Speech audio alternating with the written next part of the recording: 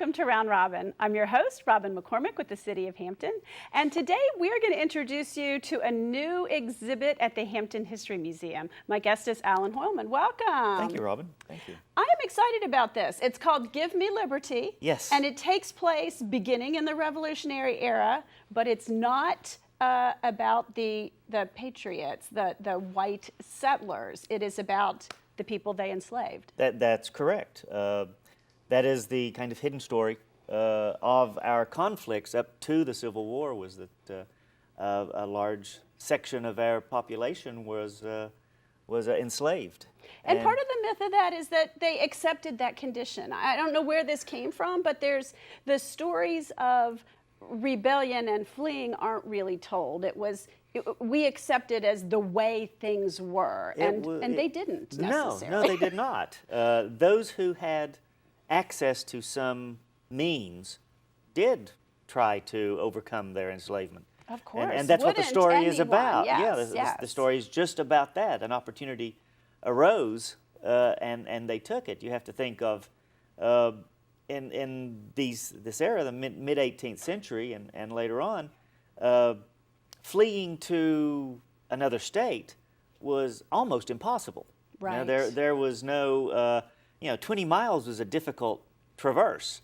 So think about fleeing from Hampton to Philadelphia or Hampton to Boston. It's not like you could get on the interstate. Not like you could get on the interstate. One of the themes of the exhibit is how these enslaved folks were able to use our waterways, which, in fact, served as the highways of the time. They were, that's true. And so they were able to utilize that as a kind of a direct route to some kind of freedom. However, once you board a ship, then there is a record, and you can be found if you board a ship. So there is an offsetting risk there as well.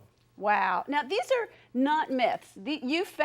Your researchers found real people from Hampton. That is correct. And tell how did you find them? Okay, because part of the reason this is a hidden story is that the government, the slaveholders at the time, didn't want people to know that slaves could escape, that slaves had. You know what I mean? So they kept things, these are hidden stories for a reason. To a certain extent, but they left evidence as well. If there's evidence in newspapers, because one of the clearest evidence of this kind of effort is that in newspapers all over the South, and they would even place ads in the North, there were ads for runaway slaves. Right, you were. So you could find those. Advertising for your property, and there was a law that had to be there returned. Would be a name and a description. There was usually a bounty put on them, so if you were able to find them and send them home, you would get some kind of reward for it.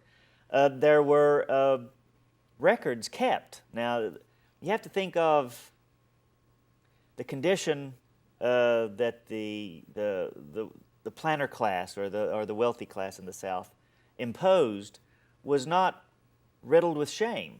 I mean, one of the paradoxes of the Revolution was, here are a people seeking liberty from what they considered a tyrannical foreign power, the British, and by no means was everyone in agreement with that. Some people thought of themselves as British subjects. Some of them wanted to be Americans. So one of the paradoxes is, here we are seeking to establish a republic that uses all of this wonderful language about freedom and nobility and liberty, while at the same time imposing this horrible state of slavery on a whole class of people. So that, they were aware of the paradox, but they weren't ashamed, really. So they kept meticulous records. If you were a wealthy person, you kept meticulous records of your property. So there are property listings of all of the farms and plantations and businesses, and they would have it down to candlesticks and chairs. Every single thing. Everything that lived in their property, ledger, yes, would be accounted for, including their slaves, which were property to them. Right. So there are these ways of getting at the records. It's not completely invisible. It's just difficult to get at. It is an uncomfortable story to tell. And quite frankly, it's just not been told until the last few decades. It's just not been told. And the beginning of the telling of the story was almost taking it from the wrong angle. It was how we gave freedom to the enslaved. The story's quite the opposite. We didn't give much of anything. How the in the South, enslaved managed to attain a level of freedom in spite of opposition, and use their own resources and their own intellects and their own wiles to come up with some method, some route to get to this. That's the core of the story. That's great. Now, some of these slaves joined the British. They did. In the fight. So there's the fight for liberty, and then there's the other fight for liberty. Indeed. There's the contradiction. And the British actively recruited. They did. In both the Revolutionary War and the War of 1812, the British actively sought local allies, which would have included welcoming the enslaved into their camps, where they would be taken care of, they would be armed, they would be trained, and they would be turned against the rebellion. And that is again, one of the hidden stories. We think of our revolution as being this infinitely noble endeavor to shrug off this power, when a strong argument can be made that Virginia, at least, found it necessary to rebel against the Crown because the Crown was threatening to take away their slaves. So Governor Lord Dunmore, the colonial governor, had developed a bad relationship with the House of Burgesses and local Virginians. And through a sequence of events, including the Battle of Hampton, which was earlier in 1775, he came to do a few things that really enraged the local population. He seized the powder stores at Williamsburg, which was considered a direct threat to their independence, because he who had the powder stores could arm the militia. And without the powder stores, and there's a record of this, there was concern that, well, without our powder, not only can we not arm ourselves against a foreign power, the British, we can't arm ourselves against a slave insurrection. So that's this undercurrent of our history that isn't always talked about. Right, and it's there, and we are going to make every effort to tell it, and they've done a wonderful job. I came in on the project late in the game, and I'm amazed. This is a very long-term effort to do this research, find artifacts, tell these stories. Typically, when a museum is developing an exhibit of this scale, especially when you're starting from scratch and doing primary research, it takes 18 months. And so this exhibit has been well underway for quite a while, and the research has been outstanding. It has been so well vetted with other experts in the field. We feel like we're really onto something groundbreaking here. And once again, I preach this all the time. Hampton is at the center of this story of national importance. So this exhibit will, as I understand it, again, I came on board a little bit late in the process.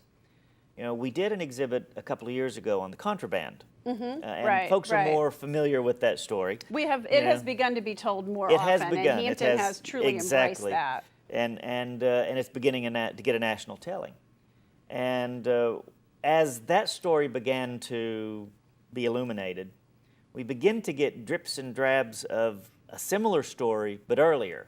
So, General Butler issues the Contraband Proclamation, which basically, he being a lawyer, was a very legalistic idea that sneaky backdoor. Yes, a backdoor thing offering to remove from the rebellious Confederates a means of waging war. So he invited this contraband, this means of their waging war, property to come to flee them. The same kind of thing is going on. Lord Dunmore issues a proclamation in 1775 saying, okay, these rebellious Virginians are not taking this seriously. Right. They are not obeying the Crown. How can we harm them? We'll strip away one of their most important economic resources. So he issues a proclamation saying if you are enslaved, or a native Virginian, come to Williamsburg, join with the Crown, and again, we will turn you into soldiers, or you will aid the Crown in putting down an insurrection. And maybe at the end of it all, you find your freedom. Didn't work out as well. That's what I was going to ask. Did he keep that promise? And it may have been easier if he'd won to keep the promise. Yeah, well, yes and no, because the British didn't win. The promise couldn't be kept, especially to the folks who remain. There were loyalists but who part were of relocated the story to friendlier was territories. exactly is a lot of those folks who joined with him were put to work on warships. He did raise a regiment called the Ethiopian Regiment of Troops, who fought remarkably well wherever they were engaged. Unfortunately, disease spread, and those who fled to the protection of the British were decimated by disease, which is another one of the insights that came up in this. Is people thought, or I thought, I am a person, that, okay, they're enslaved. What do they have to lose? But a serious chunk, better than 50% of those who fled to the British in search of their freedom died of disease. And news was out. Not battle, but disease. Disease. Which was actually true in a lot of our smallpox earlier history. And typhoid were rampant in the ranks. Cramped on board ships, cramped in camps. It spreads like wildfire. Word got back.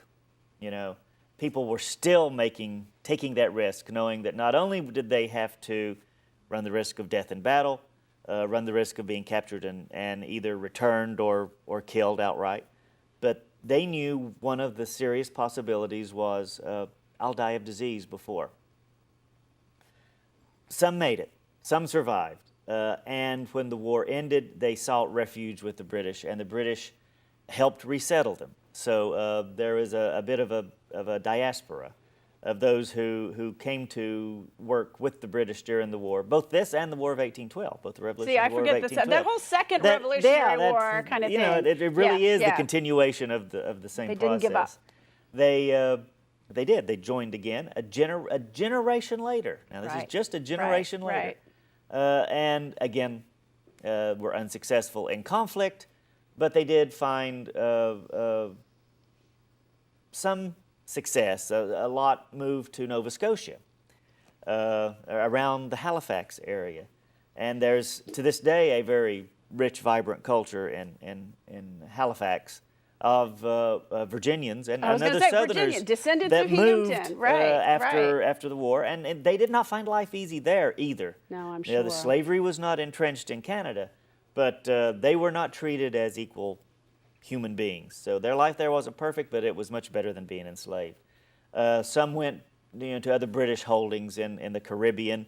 A few went back to England with their, if they became essentially servants of officers, they would continue in that role in England. We have record of a couple that went back to Germany with their Hessian officers and lived their lives in Germany. So that was a path for a lot. But for an escaped slave, I mean, first of all, you would have to get pretty darn far away. And second of all, I guess you were always in fear of being captured and returned. I mean, you never, in what was the United States then, there was no place that you could necessarily relax. Right. Until the abolition movement really took hold. And then there were more shelters. Then there were the Underground Railroad, this kind of informal network. But the roots are here, though. Yeah. The roots are beginning in this conflict. Because people made that. Yes, and some folks are beginning to wander north to find their way to a new life. Or the Great Dismal Swamp was a place where... The Great Dismal Swamp was where folks... It's called Dismal for a reason. If you go in there, it's really hard to get you out. Right. Of course, that's moving in the wrong direction because you're not moving toward North Carolina. No, but it was at least freedom. It was. It was within there, hard within scrapple that life, culture, but it was better. But again, folks were able to find, sometimes it was literally just getting on a small boat and working your way north. Sometimes they would find passage on ships.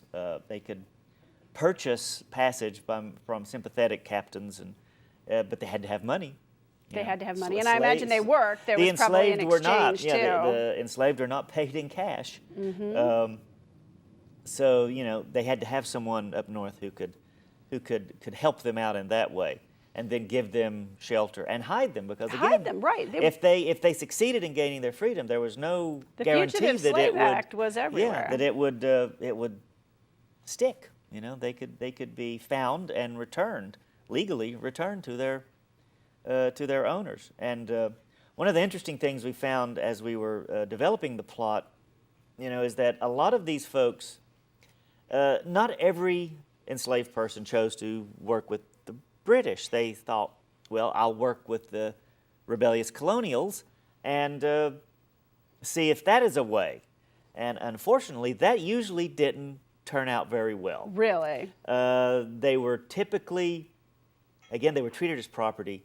They may have fought or served aboard ships, especially. They may have been ordered to. Because and they were actually assigned as a piece of property to serve a purpose. And like as the soon three as contrabands in the Civil War who were building Confederate fortifications Right. in Norfolk when they and managed when to the war ended, escape. then they were oftentimes returned to their owner, and their owner was under no obligation to free them. Wow. We found record of eight enslaved folks who, after the Revolution, the Virginia Assembly actually saw fit to purchase their freedom from their owners. The government purchased their freedom in Wow. reward for their service, rather than Wow. the owner granting their freedom. So again, Fascinating it was stories, their Alan. work. It was their Fascinating. work that got them their freedom. But it was no not guarantee, not the not- generosity of their owners. Right. And right. it's personal stories as well. We had two gentlemen that we feature strongly, Caesar Tarrant and Joseph Harris, who were pilots, highly skilled and a recognized talent, a gift.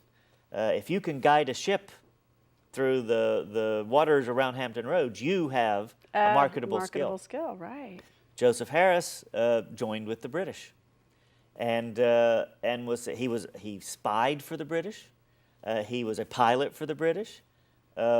Unfortunately, he died of probably typhoid. Caesar Tarrant served with the Colonials as a pilot, and after the war, he was returned to his enslaver. So, Wow.